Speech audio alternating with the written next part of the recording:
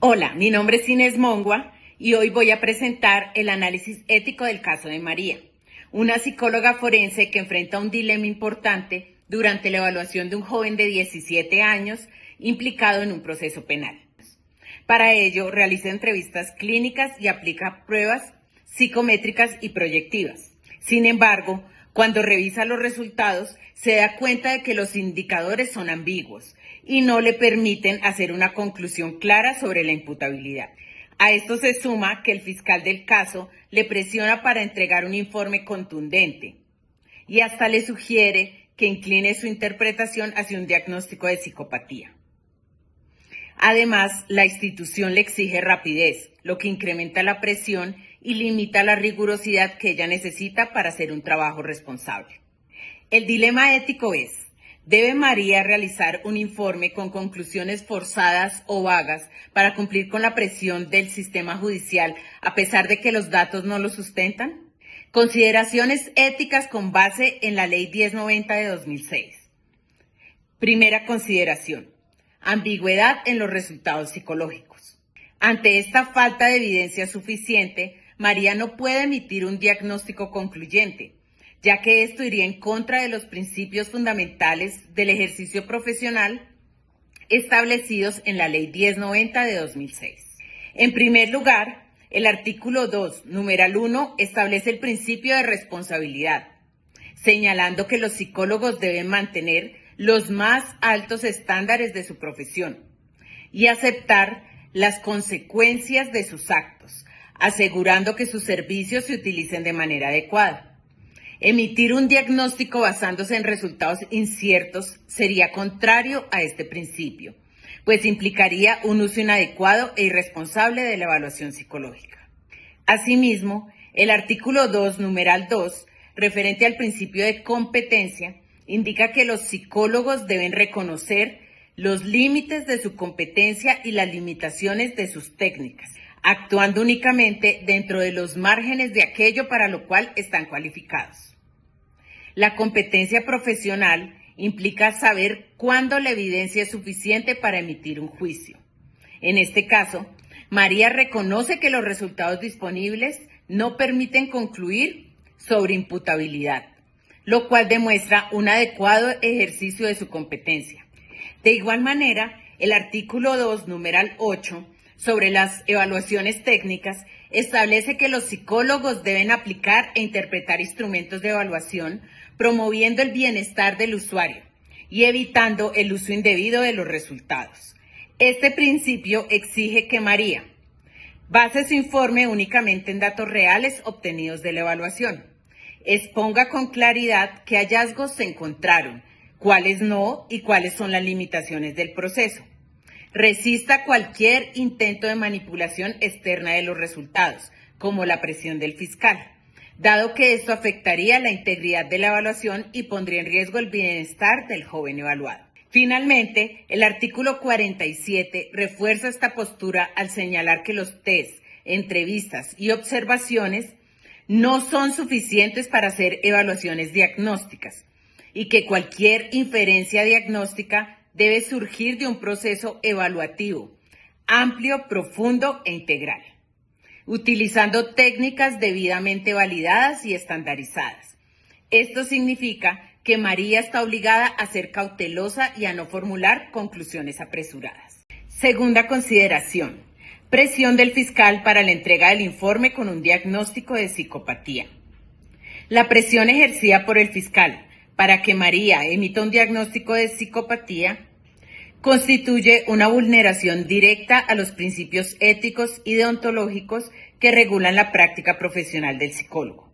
Esta solicitud desconoce la competencia técnica del profesional y pone en riesgo el bienestar del joven evaluado. En primer lugar, el artículo 2, numeral 6, advierte que pueden surgir conflictos de intereses entre los usuarios y las instituciones que emplean psicólogos, y que en esos casos el psicólogo debe aclarar la naturaleza y los límites de su intervención. Si María aceptara modificar su informe según las expectativas del fiscal, estaría desatendiendo esa responsabilidad y comprometiendo el interés superior del evaluado. Asimismo, el artículo 2, numeral 8, establece que los psicólogos deben evitar el uso indebido de los resultados de la evaluación, asegurando que estos sean interpretados de manera correcta y en beneficio del usuario. Este artículo también señala que los psicólogos harán lo posible para garantizar por parte de otros, en este caso el fiscal, el uso debido de las técnicas de evaluación, lo que refuerza la responsabilidad de María de no permitir distorsiones. La autonomía profesional está consagrada en el artículo 5º, que indica que el psicólogo debe ejercer sus funciones de forma autónoma, pero respetando siempre los principios y las normas de la ética profesional, y con sólido fundamento en criterios de validez científica y utilidad social. Por lo tanto, la sugerencia del fiscal vulnera esta autonomía y pretende reemplazar el juicio técnico del psicólogo por intereses externos. Este deber se complementa con el artículo 9, numeral C, que reconoce el derecho del psicólogo a ejercer la profesión dentro del marco de las normas de ética vigentes, y con el artículo 10, que establece en el numeral H la obligación de respetar los principios y valores que sustentan las normas de ética vigentes para el ejercicio de su profesión y el respeto por los derechos humanos. Por otra parte, el artículo 21 exige al psicólogo rechazar, llevar a cabo la prestación de servicios cuando haya certeza de que puedan ser mal utilizados o utilizados en contra de los legítimos intereses de las personas, los grupos, las instituciones o las comunidades. Por lo tanto, emitir un diagnóstico no sustentado podría afectar gravemente los derechos del joven, motivo suficiente para que María rechace esta presión. En coherencia con todo lo anterior, el artículo 55 refuerza que el psicólogo debe abstenerse de aceptar presiones o condiciones que limiten la objetividad de su criterio u obedezcan a intereses que ocasionen distorsiones o que pretendan darle uso indebido a los hallazgos. Esto aplica de forma directa en este caso. María está obligada a preservar la objetividad de su informe y a resistir cualquier intento de manipulación institucional. Tercera consideración: presión institucional y de tiempo. María también enfrenta una presión institucional significativa, ya que la entidad exige la entrega rápida del informe, advirtiendo que el proceso judicial del joven podría estancarse si no se presenta con prontitud. Aunque este contexto pueda generar ansiedad y sensación de urgencia, es fundamental recordar que las demandas administrativas o de tiempo nunca pueden prevalecer sobre la calidad, objetividad y rigor del ejercicio profesional. El artículo 55 de la ley establece expresamente que el psicólogo debe abstenerse de aceptar presiones que puedan limitar o afectar su objetividad o criterio profesional. En este caso, la prisa impuesta constituye una forma de presión que podría llevar a conclusiones apresuradas, superficiales o no sustentadas, lo cual vulneraría el criterio técnico que María debe garantizar. Varios artículos refuerzan esta obligación. En primer lugar, el artículo 2, numeral 1, recuerda que el psicólogo debe actuar con responsabilidad y mantener los más altos estándares profesionales, lo cual implica dedicar tiempo suficiente para garantizar la calidad del producto final. El numeral 2 complementa este principio al señalar que el psicólogo debe reconocer los límites de sus técnicas y asegurar que solo emite conclusiones dentro de su competencia, algo imposible de lograr si la evaluación se realiza con premura. Respuesta ética al dilema.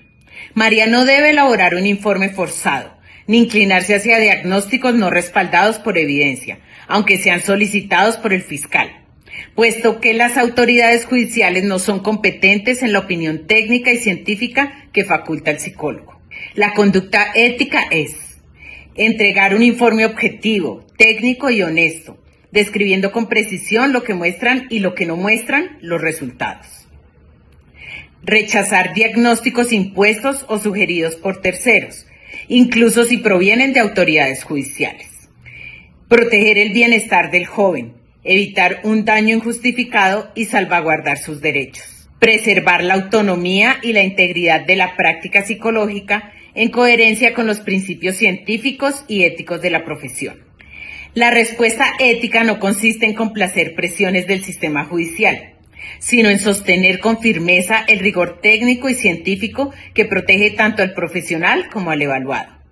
Cumplir la Ley 1090 de 2006 implica actuar con responsabilidad, competencia, autonomía e imparcialidad, incluso en contextos de alta exigencia institucional.